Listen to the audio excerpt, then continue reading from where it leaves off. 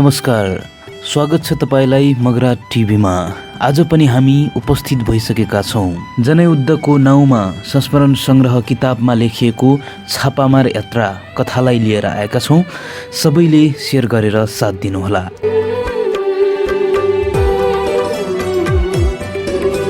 घर छाडेको ठ्याक्कै 25 दिन पुगेको थियो। दैलेखको लेकमा हरायौँ। 2वटा स्क्वाडका 14 र 1 रुट गाइड सहित हामी हरायौँ। हिउँको धोर, बाटो कता हो, तर अन्धाधुन्दा हिँडिरह्यौँ। गाउँघरसँग सम्बन्ध विच्छेद भएको पनि 4 घण्टा नागिसकेको थियो।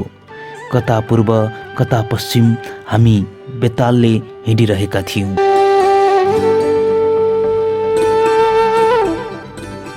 कम्मरसम्म हिउँ, हात खुट्टा निलट्ठ, आफ्नो हो या कसैको महसुस नै नहुने। कालीकोट कहिले पुग्छौँ या कता लाग्दैछौँ, प्रश्नको बिस्कुन फिजिएको थियो। सिधा अगाडि हिँड्दै गर्नुहोस् भन्दै धेरै कुरा गर्न नै चाहेनन् कमरेड आकाशले। सायद कमरेडहरू मुरमुरिएको देखेर होला।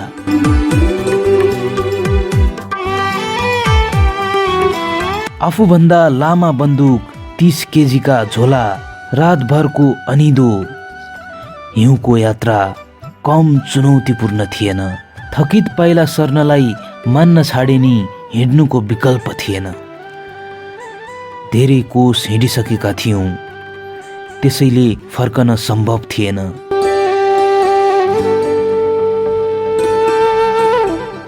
मध्यरात चाहिँ सुनसान थियो। घनघोर जङ्गल जहाँ हावा पनि निदाए जस्तो लाग्थ्यो। हिउँ नै हिउँ। हामी जति पहिला चाल्थ्यौँ उति नै सङ्कटको भासमा भासिन्थ्यौँ। यस्तो लाग्थ्यो हामी त मृत्युको मुखमा आफै हाम फाल्दैछौँ।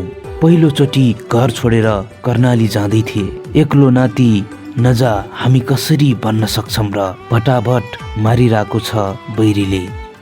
ज्यान जोगाएर लड्नु बाँचिन्छ भन्ने के ठेगान नै छ र? रुँदै बजैले बिदाई गरेको सम्झिए। जीवन सङ्गिनी मोहनसरी रातभर रोएकी थिइन्।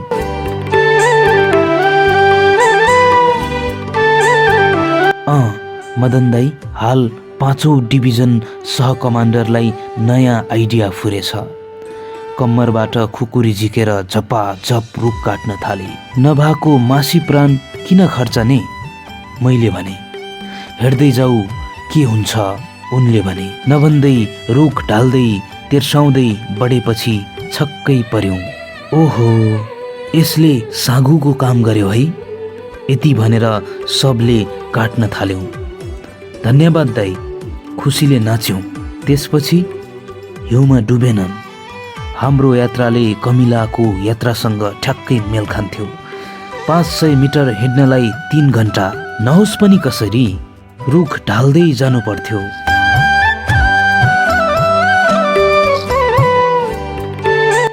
भोक, प्यास, थकाइ र कष्ट एकैचोटि खप्नु पर्दा आँखाबाट आँसु बरर झर्थ्यो। कता जाने, के खाने ठेगान थिएन। हिउँमा डुबेर मर्नुभन्दा दुश्मनका गोली खाएर मर्दा कस्तो आनन्द हुन्थ्यो होला। आफैसित भने। रुट गाइड आकाश कमरेडमाथि शब्दका गोली छुट्न थाले। उनी डरले पानी पानी भएका थिए। धेरै गाली नगरम है, भाग्लान्। उल्टै हरिबिजोग होला भन्दै कमान्डरले सम्झाए। मुहार कसैको पनि उज्यालो थिएन। जति ओह्रालो झर्यौँ उति हाम्रो कल्याण छ, स्क्वाड कमान्डर हिमाल भन्थे। 2वटा स्क्वाड, एउटा रुकुमबाट अर्को रोल्पाबाट। रोल्पाबाट हितमानको कमान्डमा मदन, तमिल, म, रैजल, सन्देश र रबिन थियौँ। रुकुमबाट हिमालको कमान्डमा 7 जना। ओह्रालोतिर मडियौँ। हिउँमाथि प्लास्टिक बिछाएर सरर ओर्लियौँ, चिप्लेटी खेले जसरी। हिउँमाथि चिप्लिँदै जाँदा कसैको टाउको माथि हुन्थे भने कसैको खुट्टा। बन्दुक पड्केला, केप निकालेर राख्नुहोस्। कमान्डरको आदेशपछि त्यसै गरी लड्दै पड्दै ओह्रालियौँ। त्यतिन्जेल घामले बिदाईको हात हल्लाइरहेको थियो। हाम्रा मन झनै खस्किन थाले। धुपीका बोट, चोयाका झाडी र बैंसका ससाना पोथ्रालाई लछार्दै ओह्रालियौँ। अलि तल झर्दा हिउँ पनि पातलिँदै गयो। मान्छे भेट्न सकिन्छ कि भन्ने आश पलायो। बल्ल बल्ल आधा घण्टा लत्रिएपछि हिउँलाई छोड्यौँ। तैपनि मन खुसीले चौडा बन्न सकेन।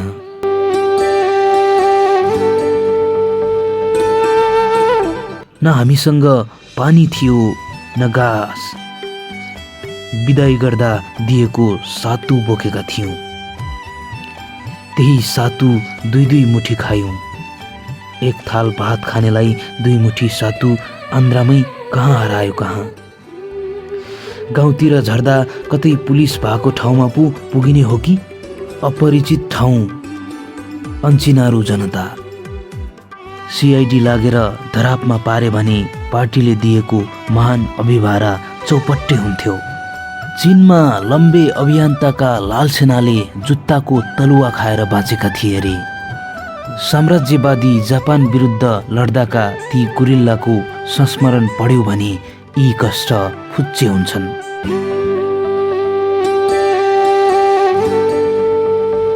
कमरेड हिमाल र कमरेड हितमानले सम्झाए। कस्तो दुःखद समय हो। हिमाल र हितमान ती दुवै कमान्डर अहिले आन्दोलनमा छैनन्। उनीहरू नभए पनि जनयुद्धमा उनीहरूका नबिर्सने लगानी छ। कतै पहरामा ठोकिन त जाँदैनौ।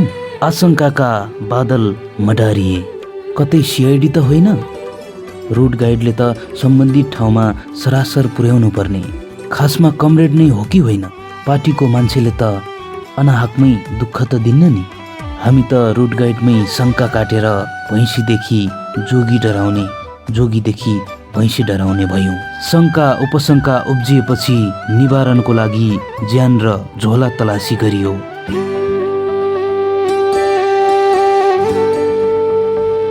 झोलाबाट क्षेत्रीय ब्युरोको सर्कुलर र चिठी फेला पर्यो। ती कमरेडले थरथरी काप्दै भने, कमरेड, म दुश्मन होइन। भूगोल मेरो लागि पनि अपरिचित हो। जुम्लाबाट सुर्खेत विमानस्थलमा ओर्लिएर आएको। तुरुक्क आँसु झारे। साथीहरू भने घाइते बघिनी झैँ आक्रामक थिए। म पनि त एउटा सिपाही हुँ। यति धेरै शङ्कालु पाराले नहेर्नुहोस्। चिठी र सर्कुलर हेरेर पनि विश्वास लागेन। त्यो पारी कालीकोट हो। त्यहाँ जसरी नि पुर्याउँछु। यति भनेपछि हाम्रो मनले केही शान्ति पायो। आफै त जङ्गलको बास। आफ्नै तरिकाले सुत्यौँ।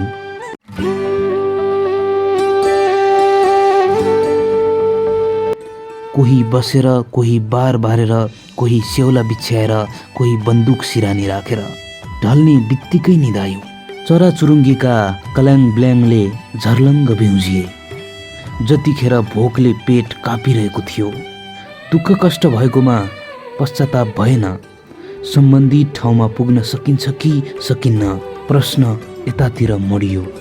घर नजिकै रहेछन् भन्ने कुरा उज्यालो भएपछि थाहा भयो।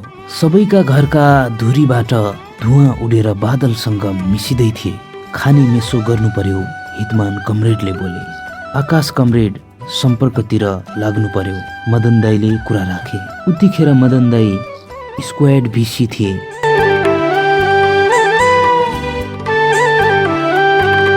पेट चाउरी परिसक्यो, आँखा गडिसक्यो। भोकै त को लड्न सक्छ। बारुद बिनाको बन्दुक जस्तो। दाना पानी पाए पो लडौँला। 3 दिनको भोकले त फुक्दा पनि ढलिएला जस्तो भयो। महिनौं दिन बिरामी परेर थला परे जस्तो। खाजा खजुलीको जोहो गर्नु पर्यो है। मैले भने गाउँ पस्नु आत्मघाती हो। सबैको ठम्म्याइरह्यो। तर भोकै बस्ने अवस्था पनि रहँदैन थियो। जोखिम उठाएरै म जान्छु भनेर हात उठाए। कमान्डर कमरेड हिमाल पनि तयार भए। दुवैजना गाउँतिर लाग्यौं। चाउचाउ बिस्कुट पहिलो प्राथमिकतामा थिए। नभए खाजा भुटेर ल्याउने कुरा भयो। तिमी को हौ, कता जाने, घर कहाँ हो भनेर अवश्य पनि सोध्नेछन्। के भन्ने त जानु अघि छलफल भयो।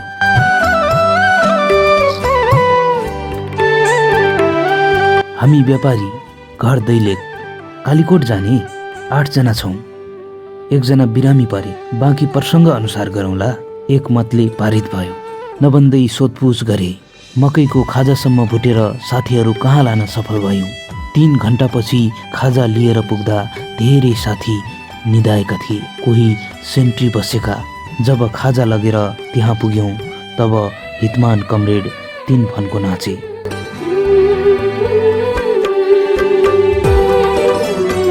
त्यसपछि हामीलाई ढोक गरे। खाजा नखाँदै उज्यालिन थालेका अनुहार खाएपछि साँच्ची उज्यालिए। अनि त झन् खुसीको सीमै रहेन। उता आकाश कमरेडले पनि कालीकोट जिल्लाका कमरेडलाई भेटेर आए। मनभित्रका पीडा एकाएक हराए। आकाश कमरेडसँग अङ्गालो मार्यौँ। अन्जानमै के अपशब्द भन्यौँ। गर्न मिल्छ भने माफ गरिदिनु होला ल, हामीले भन्यौँ।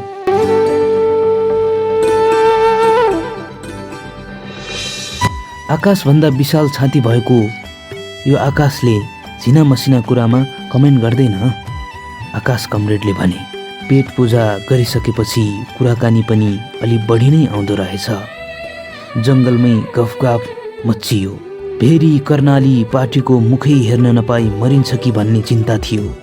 बाँचियो यार, यति भनेर तमिल कमरेडले हँसाए।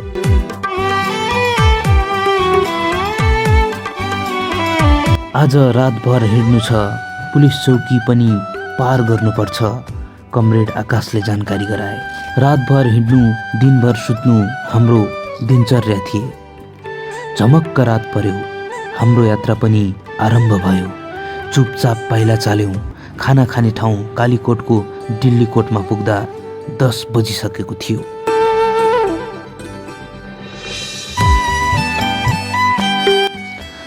लाल सलाम है कमरेडहरू, लाल सलाम लाल सलाम।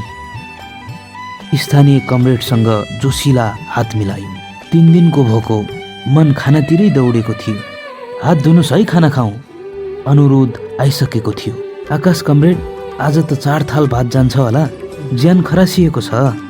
हितमान कमरेडले सानो स्वरमा बोले। भात पस्काई पनि विचित्रको थियो। थालमा सब खायौँ। थोरै खानेले पनि 2 थाल। पकाउने र घरबेटीलाई पुगेन। कता कता लाज पनि लाग्यो।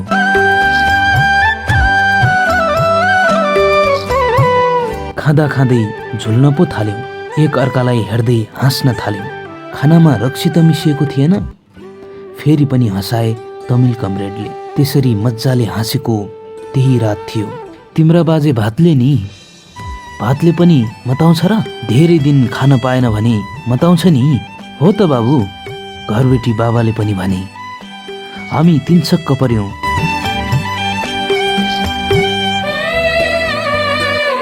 एघार नागिसक्यो। धेरै बस्नु सुरक्षाको दृष्टिले पनि ठिक थिएन।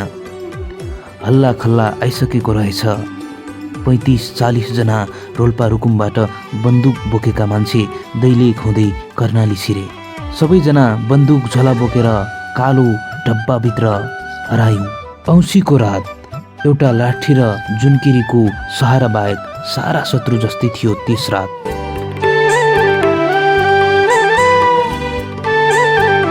« 2054 साल फागुन 20 मा घर छाडेका थियौँ। धेरै जसो रातमा हिँड्दा हिँड्दै वैशाख 5 गते मात्र हामी कालीकोटको मानमा नजिक पुग्यौँ। त्यसपछि सुरु भयो भूमिगत जीवनशैली, ज्यादै कष्टप्रद जिन्दगी। त्यहाँ पुग्दा आगोको झिल्को मात्र थियो।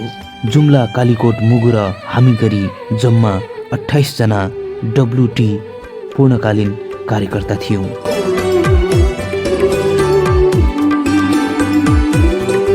बारबोर बन्दुक खोज्दै, कसैको सेबोटेज गर्दै, पुलिस चौकीका जवानलाई चौकीभित्रै थुनेर फटालाई कारबाही गर्दै जाँदा त त्यो सानो झिल्को डढेलोमा फेरियो।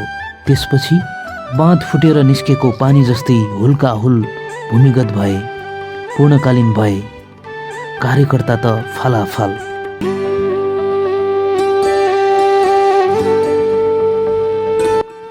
व्यवस्थापन गर्न नै हम्मे पर्यो। जाली फटाह त्राही भए। त्यसपछि भने दुश्मनले पनि आफ्ना हरकत बढाउन थाल्यो। 15-16 जना पुलिस 7-8वटा राइफल बोकेर हामीलाई खोज्न आउन थाले। भूमिका पूरा गर्यौं कमरेड हो, मदन दाईले भने। ठिक हो, समर्थन जनायौं। रोल्पा, रुकुम, जाजरकोट, सिन्धुली र रामेछापलाई दमन गरेर सिद्ध्याउने सरकारी योजनालाई पुरै निश्चित पार्यौं। बिस्तारै बिस्तारै खुला हुँदै गयौं। कार्यकर्ता बर्खामासको च्याउ जसरी जन्मिए। 81 शहीद कमरेड परिवर्तनको नेतृत्वमा एउटा स्क्वाडले हामीलाई फेर्न आयो। त्यसपछि हामी पूर्ण रोल्पा फर्कियौं।